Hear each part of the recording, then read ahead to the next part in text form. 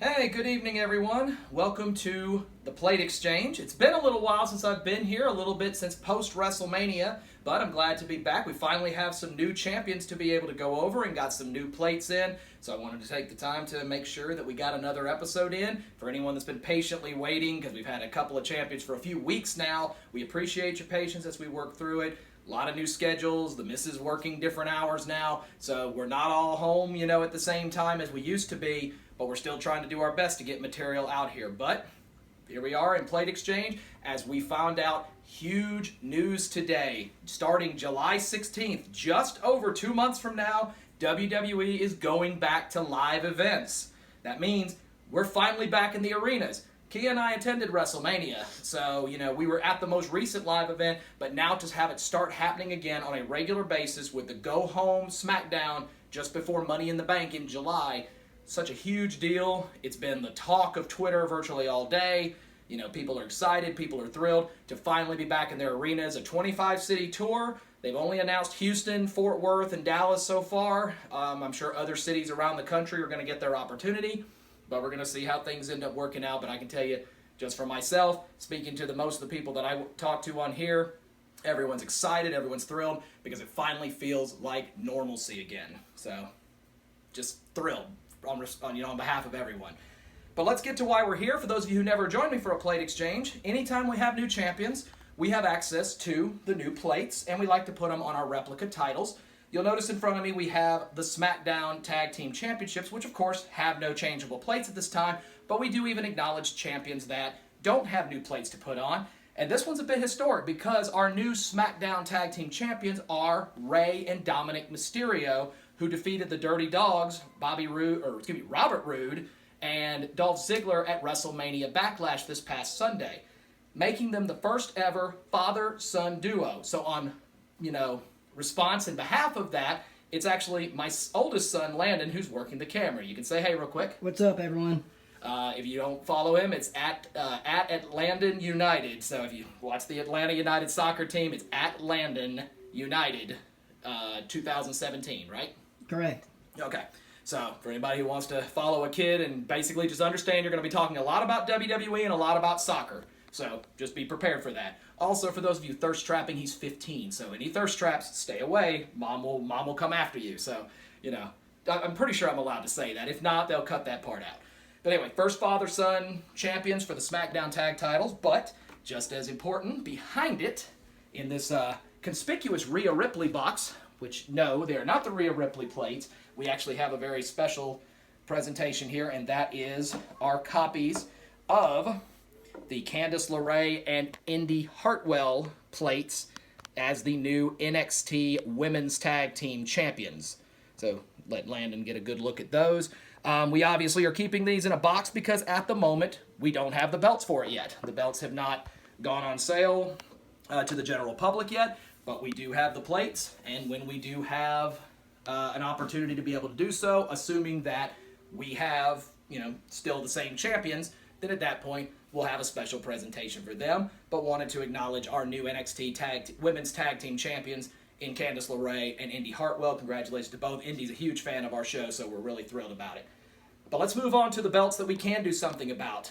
We have two new ones to go through. We do want to acknowledge the new NXT North American champion from a couple of nights ago in Bronson Reed, winning the steel cage match over Johnny Gargano. We don't have Bronson's plates yet. We're working on it. As soon as we get them in, we're planning on having a special presentation for the colossal Bronson Reed, so that one's coming. But staying in NXT, we recently crowned a new Cruiserweight champion for the first time in almost a year in the form of the Time Splitter to Kushida. NXT, I see Landon back there doing his little watch and whatnot, but finally a new king in the world of 205 or less, dethroning the former champion Santos Escobar, who of course ended the feud with Jordan Devlin over who the true champion was, and we now have an opportunity to show off his new plates. So get an opportunity to get those on our belt. So Landon's going to get a quick shot of those, and then we're going to get those on here. Kushida's had a chance to run at a couple of titles in NXT before making his move over to the 205 division. He had a quick run at the North American title, a few shots against Johnny when he was champion. but ultimately came up short. I know he was part of the initial Cruiserweight interim tournament going back last summer when they were trying to crown the first champion, which of course Santos Escobar won. So it makes him only the second, I guess you would say, modern champion since the pandemic began, because Escobar held it here in the U.S. all the way up until he went ahead and unified it with Jordan Devlin, and then inevitably lost it to Kushida. Kushida has already won his rematch, a 2 out of 3 falls match against Escobar to retain his championship. So we believe that at this point, Legado del Fantasma will likely start moving towards new territory and possibly going after maybe the tag titles, maybe Escobar. There's been discussion about him potentially going to UK. There's been discussion about him now making a run at the North American Championship. So it'll be curious to see what they do with him now that we have a new king in 205 in the form of Kushida. Very popular guy, very well liked in the locker room. So I think a lot of people were very thrilled with the title change of Kushida ultimately being the new champion. So we'll put the finishing touches on this. I want to say this is only maybe like the third time this particular belt has appeared on our show in terms of new plates. Of course, the Escobar plates being the most recent one a long time ago. But we now show those off. Kushida, our new NXT Cruiserweight champion, representing the 205s. Obviously, I will never hold this belt in real life. I do weigh more than 205. No, Steve, no way. There's no way that's the case. Oh, well, thank you so much, audience. I appreciate it. I do try to keep myself thin, but, it is what it is.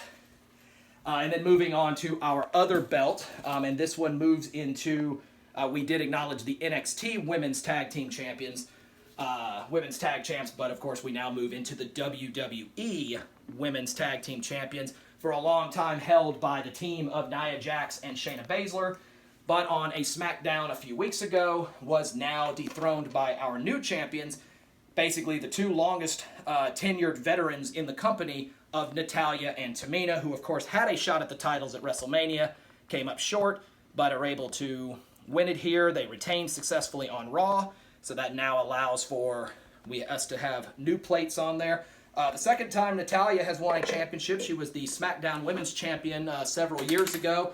For Tamina, her first championship in WWE in what has been an 18-year career. Natalya, I want to say, is around 13 or 14 years herself, so she's certainly had her fair share.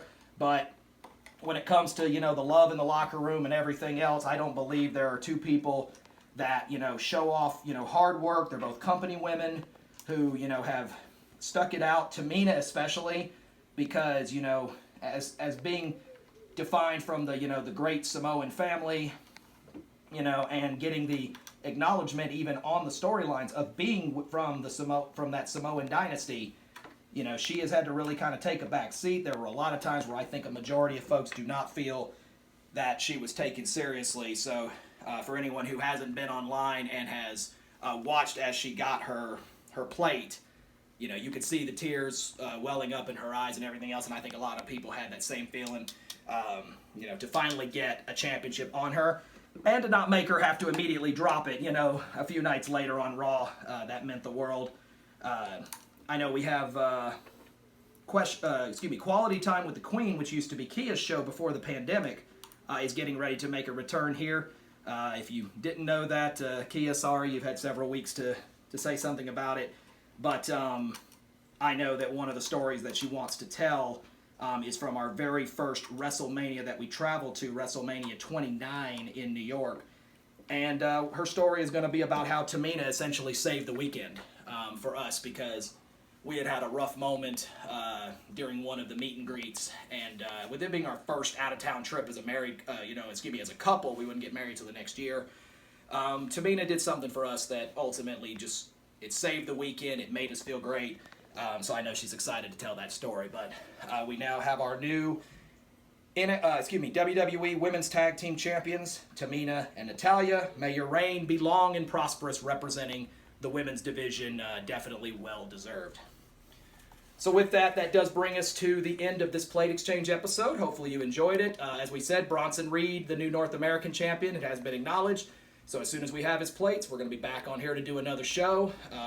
Some more title, changes, I'm sure, forthcoming. We've got Hell in a Cell coming up here in a few weeks.